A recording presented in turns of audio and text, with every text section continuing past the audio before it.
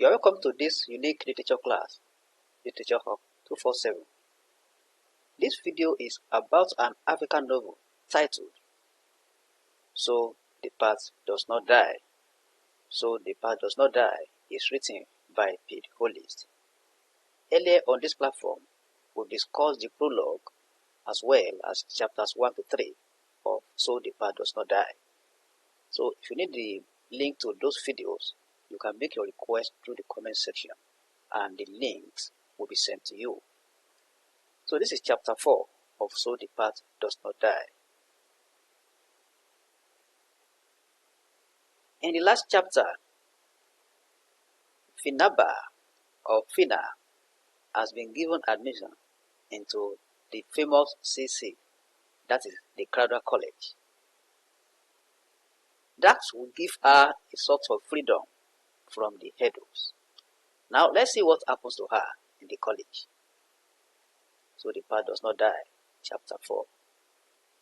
Fina feels on top of the world on her first day on the CC campus. The hurdles home is like a prison for her. Her admission into the CC campus is a liberation for Fina. She's not going to be accountable to anyone. The school is located on top of a mountain overlooking Freetown, hence the students fondly refer to it as Mount Olympus. Their tuition and every other fee are paid by government and European scholarships. Finaba has grown up to be a beautiful Fulani lady. Her physique and beauty is inviting. She's always been admired and invited to parties and other campus events. During her first year, she was so engaged in social activities that she only visited her mother once and the Hedos twice. It is on her second visit to the Hedos that she knows about Edna's traveling to America.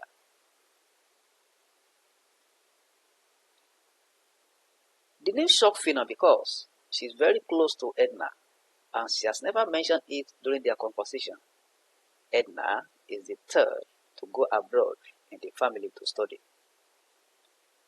She believes that Mount Olympus is the stumbling block to her road to America. The prospect of spending the long summer vacation with friends on campus enlivens Fina. Fina and Memuna and roommate take to parties in their second year on the campus. It is in one of the parties that Memuna is hooked by Simeon. Simeon claims to have come from a traditional ruling family in Sierra Leone. Since they started the relationship, Fina has been locked out several times while the lovers make love in the room. This affects her study schedule and other personal programs. Fina has taken to staying out late to give the lovers enough time to enjoy themselves.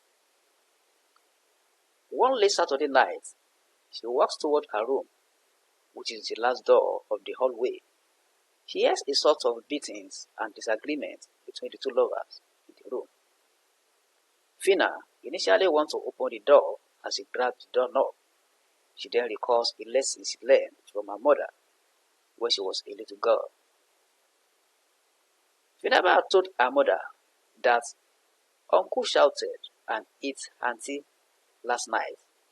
Why was he beating her, quote unquote? That's the question to her mother.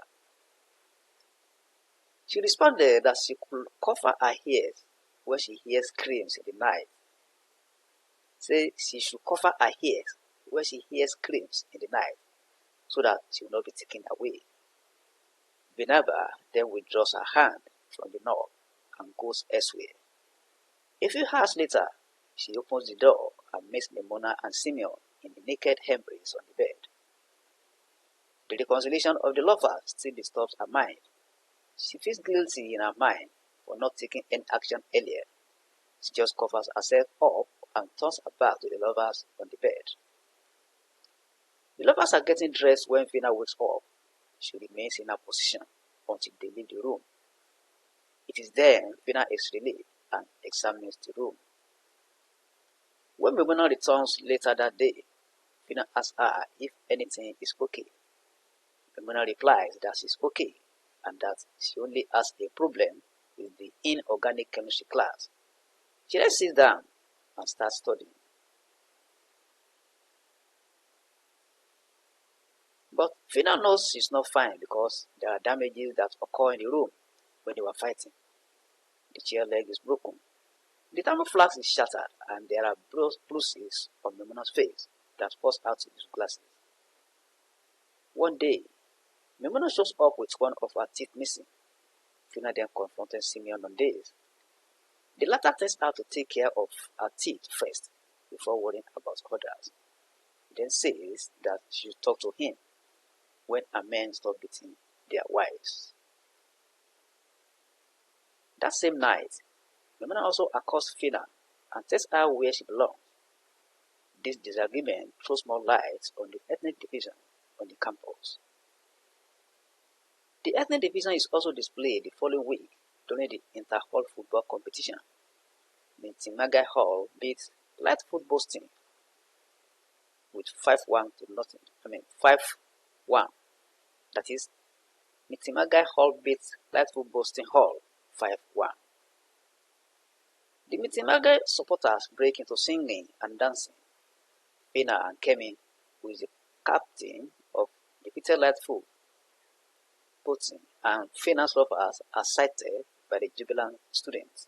That is, Kemi, the lover of Fina, is the captain of the club that lost.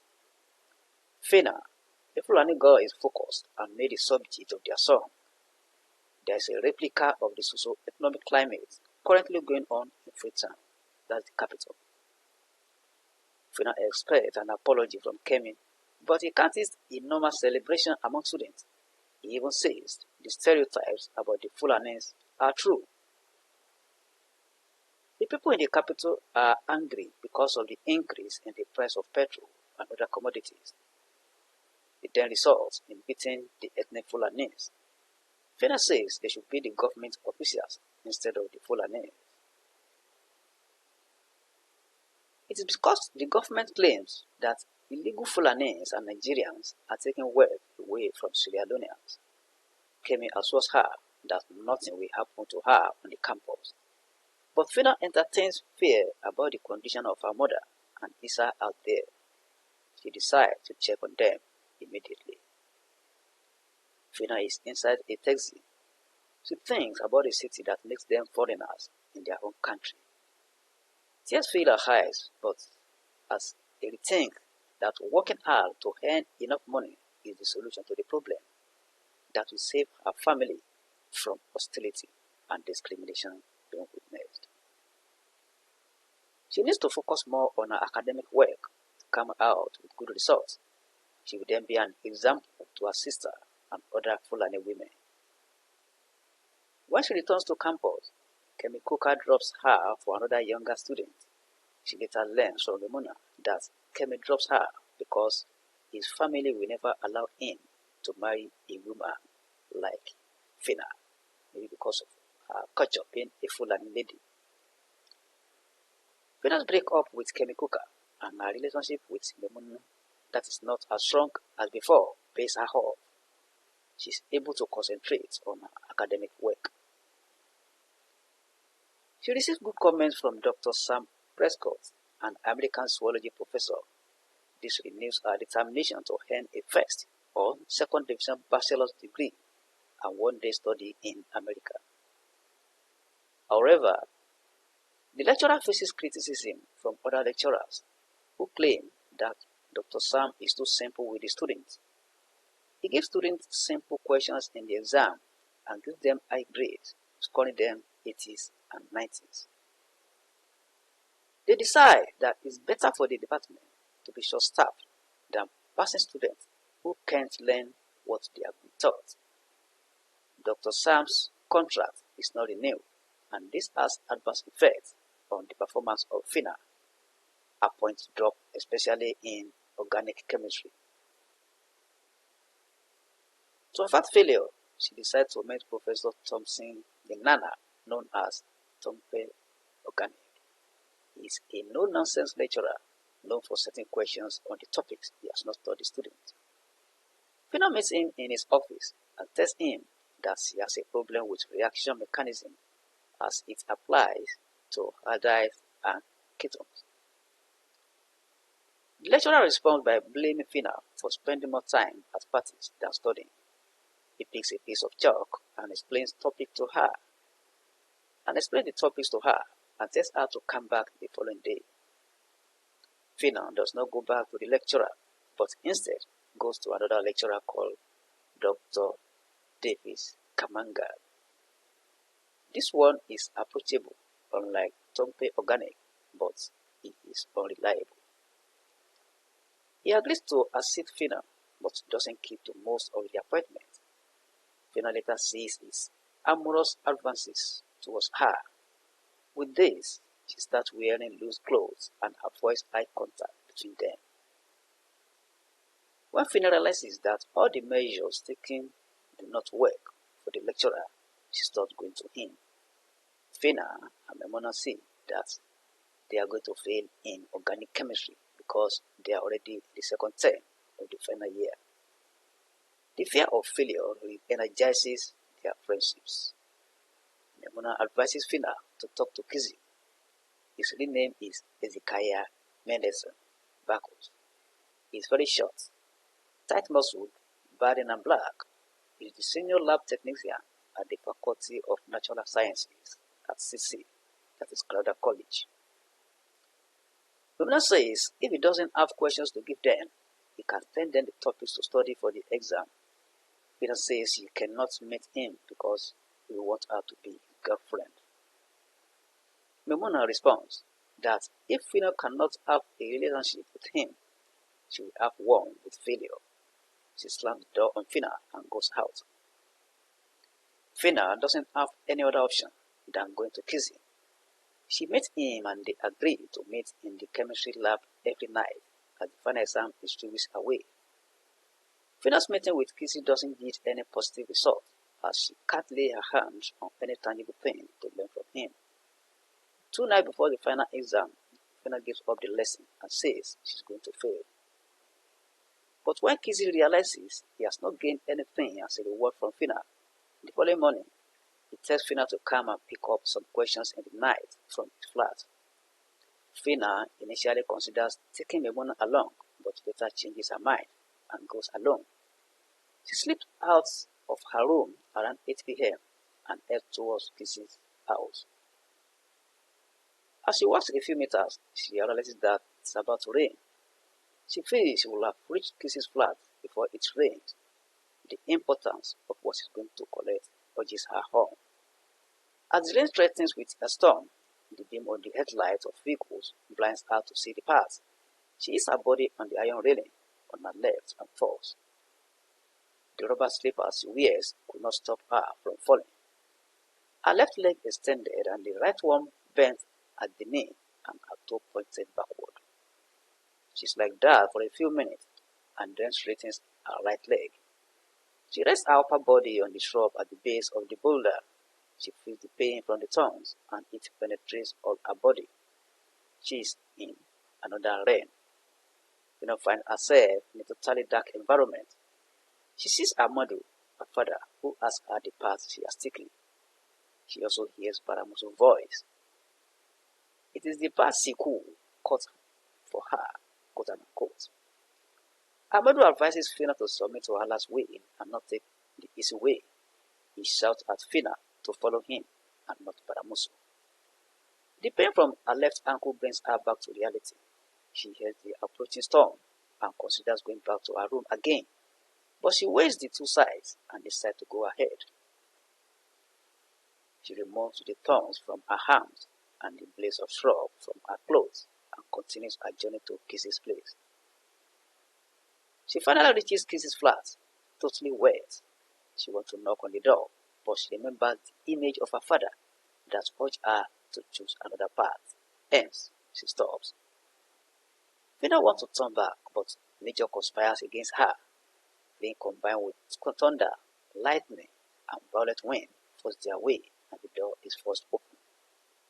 Kissy sees Fina shivering on his doorstep, wet and blouse. Kissy sees Fina shivering on his doorstep, wet and blouse revealing her breast. Kissy then realizes that Fina is not better than other female students who sleep with lecturers and married men. He doesn't have any exam question for her. He just uses it as bait to lure her to his flat. Fina studies the body language of Kissy and wants to back off. Kissy notices this and grabs her. She sees the handwriting on the wall already and begs Kissy. Kissy uses all her powers on her until she complies with his overtures. When she realizes she can't do anything to rescue herself again. After the deed is done, Fina walks unsteadily out of the flat toward the campus. She ends up in her mother's house that night and knocks on the door. When her mother opens the door, she goes straight to the bedroom and sleeps. When she wakes up, they can tell from the bruises on her face that something is wrong and something bad happened to her. She does not answer the questions asked her. She only says she just wants to be with them. She doesn't want anything to do again with the school, Kissy, Memuna, Kemi Cooker, and the headers. Memuna later brings Fina's belongings after the college closes for summer. Memuna explains the news circulating around the campus about Fina's sudden disappearance from the college. The pressure of the final exams was too much for her, and she quit. Fina later tells her mother that she has earned a degree. She also explains what happened to her that night, that it is a result of the exam pressure and exhaustion. Her mother accepted her explanation, but she was not convinced. 4 months later, Fina realizes that Kissy has reported the incident. She goes into the city, but the fear of meeting Kissy or any of the headers makes her decide to leave city alone. She doesn't know how it will work for her. Her target is America. Fina believes that when a decision-taking closes a path, another path is open. She visits the U.S. Embassy reading room. She sees visa applicants with different experiences. Some are successful, while some are denied visas. Fina is well known by one of the librarians, as she visits the library frequently. The librarian informs her that an American church mission in Cohedo wants to employ someone to work in its health clinic. The librarian gives her a letter of introduction and she travels down to Cohedo for the interview. Fina is employed immediately. The clinic is located far from Freetown. This allays the fears of Fina meeting with the people she knows, because she doesn't want to meet with the Edos or anybody she knows. The employment comes with some benefits: a 2-room apartment, a good salary that doubles what she will earn in Freetown as a teacher. Her determination to live in America increases with her engagement with the Koidu mission. So that is chapter 4 of So the Path Does Not Die. Please, if you are new on this platform, try and click on the subscribe button and the bell icon, because we are going to analyze all the chapters in this novel. Be also free to share our videos on any social media platform. Like the video, invite your friends and colleagues to join us. If you have any question on this video or any of our videos, send your question to the comment section.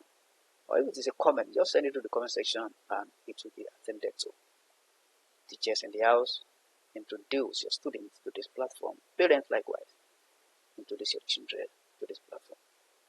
Thank you and God bless. Let's meet in the next class, where we shall be analyzing chapter 5.